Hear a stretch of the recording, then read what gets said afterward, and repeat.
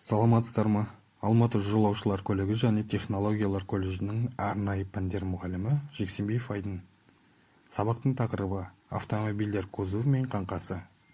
Сабақтың мақсаты автомобиль кузовы мен қаңқасы. Сонымен қатар олардың қызметтерін және айырмашылықтарын ажырата білу. Кузов жолаушы мен жүкті тасымалдауға арналған көліктің құрамдас бөлігі. Кузов көліктің рамасына бекітіледі. Рамасы жоқ шанақтарында түрлері болады.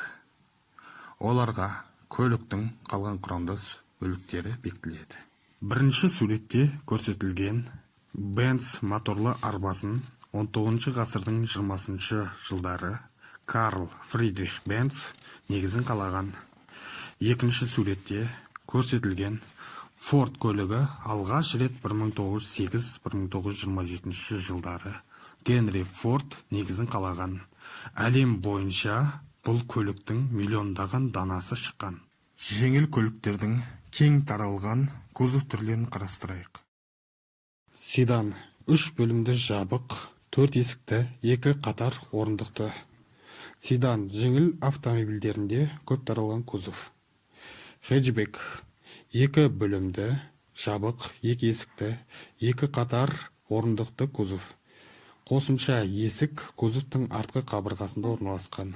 Хэтчбек кузовтың жүк бөлімін ұлғайтуға болады. Бұл кузов өте кіші және орта класты автомобильдерде пайдаланылады. Универсал 2 бөлімді жабық немесе 5 есікті, 2 немесе 2 қатар орындықты. Қосымша есік кузовтың артқы қабырғасында орналасқан. Екінші қатардағы орындықтарды жинағанда жүк бөлімі ұлғаяды. Универсал кузовы кіші және орта класты жеңіл автомобильдерде пайдаланылады. Купе 3 бөлімді жабық есікті, 1 немесе 2 қатарлы орындықты кузов. Екінші қатардағы орындықтарға отыру үшін алдыңғы есікті ашып, алдыңғы қатардағы орындықты алға шалқайтып кіру қажет. Купе кузовы өте кіші класты және жеңіл автомобильдерге орнатылады.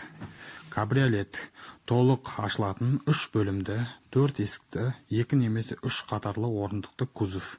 Кузов төбесі қатты немесе жұмсақ, жылжымалы, жақтауы алмалы-салмалы болады. Кабриолет кузовы орта және жоғарғы класты жеңіл автомобильдерде пайдаланылады. Минивэн бұл 8-9 орындықты автомобильдер классына жатады. Ең алғашқы минивэн ақш-та 1935 жылы Stout Scarp деп аталатын аз сериялы түрі шыққан. Минивэннің компакт-вэн, микровэн, мультивэн деген түрлері болады. Кроссовер солтүстік америкалық автомобиль түрі. Кроссовердің алғашқы түрлері Willys Jeepster 1948 жылы, британдық Range Rover 1970 жылғы және 1957 жылғы Москвич пен 1977 жылғы Нива автомобильдері болды. Жол талғамайтын көлік.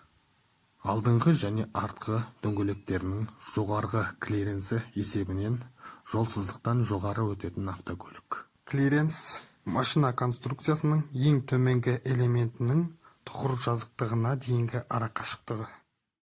Осымен сабақ бітті. Назарларыңызға рахмет.